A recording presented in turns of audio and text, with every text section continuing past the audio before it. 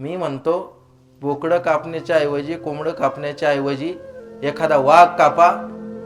वाघ काय नाही, वाघ तर बिबट्या कापाव. बिबट्या कापा ना. कशाला?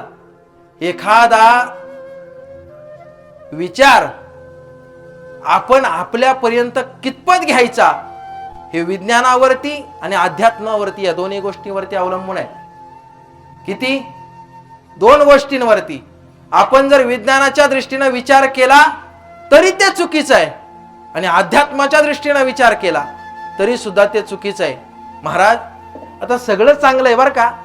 मी आता काल परवा दिशेने चालत असताना एका ज्या ठिकाणी मंगल कार्य होतात, विवाह सोहळे होतात, ज्यांचं आयुष्य मंगल व्हावं याची प्रार्थना त्या कार्यालयात केली जाते, त्या कार्यालयात आखाड महोत्सव साजरा होतोय, याच्यासारखी फार मोठी शोकांतिका या कलियुगात दिसून येणार नाही.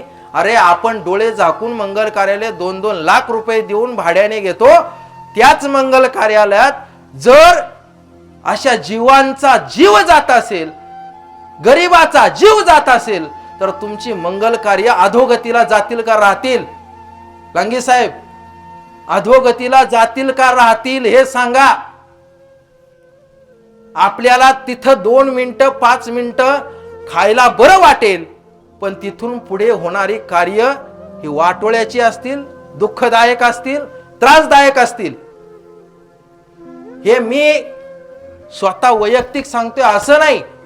संत मांदियाळी सांगते, ज्या ज्या जीवाला तुम्ही खाणार आहे त्या त्या जीवाचा तळतळाट तुम्ही घेणार आहे.